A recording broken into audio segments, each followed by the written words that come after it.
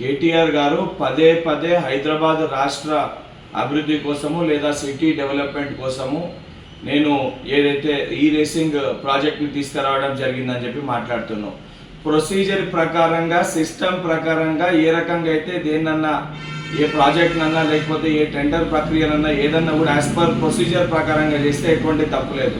కానీ నీ సొంత లాభాలని ఏదైతే సంబంధించి హైదరాబాద్ బ్రాండ్ ఇమేజ్ పెంచడానికి ఉపయోగపడుతుందని చెప్పి నేను చేసిన అక్రమంగా చేసిన ఆ రకంగా నువ్వు ఏ కార్యక్రమాన్ని చేసి ఉంటే 100% ప్రొసీజర్ ప్రకారంగా సంబంధించిన డిపార్ట్మెంట్ దానిపైన ఎంక్వైరీ చేస్తే ఎంక్వైరీలో నువ్వు తప్పు అని నిర్ధారణకు వస్తే 100% జైలుకు వెళ్ళాల్సిన పరిస్థితి ఏర్పడుతుంది.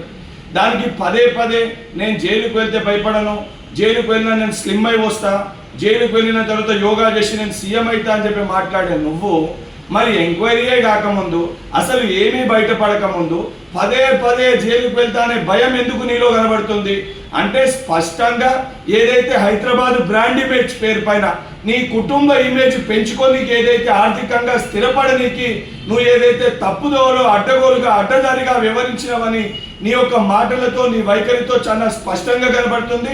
100% హైదరాబాద్ బ్రాండ్ ఇమేజ్ పేరిట ఏదైతే అక్రమంగా నిధులు ఏమన్నా కొన్ని ఖాతాల్లో జమై అప్పుడు ఇంప్రాపర్గా ఏమన్నా తెలంగాణకి సంబంధించిన ఫండ్స్ మిస్యూజ్ అయ్యింటే ఆ సంబంధించిన డిపార్ట్మెంట్ ఎంక్వైరీ చేస్తుంది. 100% దాంట్లో దోషులుగా తేలిన వాళ్ళని కఠినంగా శిక్షించడం జరుగుతుంది.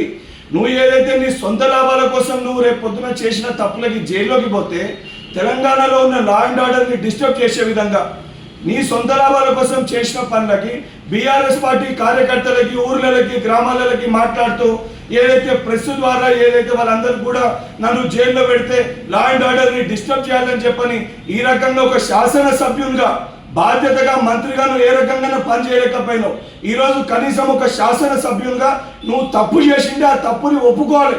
ఒప్పుకోకుండా ఈ రకంగా లా అండ్ ఆర్డర్ని డిస్టర్బ్ చేసి ఏదో ఘనకార్యం చేసినా తెలంగాణ రాష్ట్రం కోసం ఏదో బాగు చేసినా అనే విధంగా మాట్లాడే నీ యొక్క అహంకారపూరిత వ్యాఖ్యల్ని ఇప్పటికన్నా మానుకోవాలని చెప్పి కల్వకుంట్ల తారక రామారావుని హెచ్చరిస్తున్నా. హిట్ టీవీ యాప్ ని డౌన్లోడ్ చేసుకోండి. ఇందులో short news, live news, entertainment movies అన్ని అవైలబుల్ గా ఉన్నాయి. Please download Hit TV app. Hit TV app hit TV యాప్ని ఫ్రీగా డౌన్లోడ్ చేసుకోండి.